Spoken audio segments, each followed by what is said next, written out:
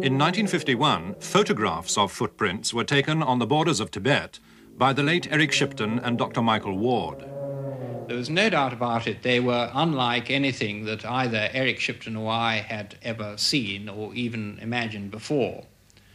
They were very clearly etched in the snow. The snow was about, I suppose, 3 inches deep on top of hard ice.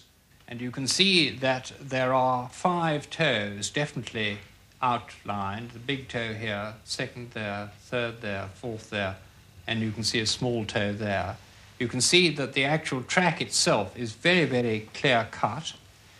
And you can also see that over here at the heel is obviously a place where there has been a lot of weight there. And I suggest that probably what happened was that the animal put down its heel there and walked. The dimensions of the print are approximately 12 inches long and probably something of the order of 5 to 6 inches wide. I don't think there's any possibility of there being distortions of other animals' tracks at all. The various ideas have been put forward that this one, for instance, might have been the imprint of 2 feet, one on top of the other, but I just don't think that's on at all. I just don't think that's possible. This print was photographed in the Dud Khosi Valley in 1978 by the leader of the team which first conquered Everest, Lord Hunt. The creature had broken through some pretty heavy crust on the snow. It was deep snow on a rather steep little slope. And the creature was a heavy one because he'd broken through hard crust on which, as far as we were concerned, we could walk around without making any impression through the snow at all. You could see through the snow, in the soft snow underneath the crust, the toe impressions.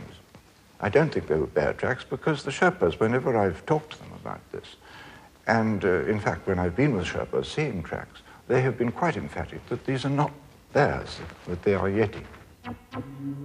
In pictures taken by a French Jesuit priest, Abbé Bourdet, the toes again show very clearly. Ce n'est certainement pas un singe. Ce n'est pas un ours non plus. It is certainly not an ape, nor a bear, because a bear has claws, and this creature has not. So I think it is a special kind of animal that we don't really know anything about because we don't have an exact description. But I have spoken about it to some paleontologists, and they are rather inclined to believe that we are dealing with an animal from the pre-human era, that is to say, one of our distant ancestors. The Outward Bound School at Ullswater is run by Squadron Leader Lester Davis, Royal Air Force. That's great. That's lovely. Good, that's well done. He was on the 1959 RAF expedition to the Kulti Valley when he too came across tracks in the snow. It sunk in about 5 inches. I, with cine cameras and things, was weighing about 12.5 stone and only went in about 1.5 inches. I thought, well, this thing is huge. The snow had been undercut by this fast glacial stream and I fell in. And I had held my camera above my head because it came up to my armpits before my feet touched the bottom. Well, it was icy cold and I scrambled out and just beside these footprints. And immediately we suddenly realized this animal, or Yeti or whatever, it had just stepped out using only its 2 hind legs. And the chaps at the British Museum, they said this establishes its height as about 8 foot and its weight is about 60 stone. Sightings of the Yeti by Westerners are rare, but in 1970 the English climber Don Willans was on his way to the conquest of one of the world's toughest mountains. Annapurna by the South Face. I heard what sounded like bird cries from at the back of me.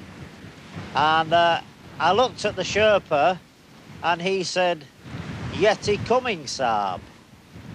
So I whipped round and looked up the mountain and I saw 2 black crows flying away and a black shape drop behind the ridge. Well, my first thoughts were, Christ, what do I do now? Grab the ice axe or what? What he did do was photograph the tracks. Next night, it reappeared, and he was watching it again. And then quite suddenly, it was almost as if I as if it realised that it was being watched, so to speak. Quite suddenly, it shot across the whole slope of the mountain. It must have travelled half a mile in a diagonal line downwards, and it was obviously heading towards a rocky cliff or some rocky outcrop there. And it disappeared into the shadow by the rocks, and that was the last I actually ever saw of it.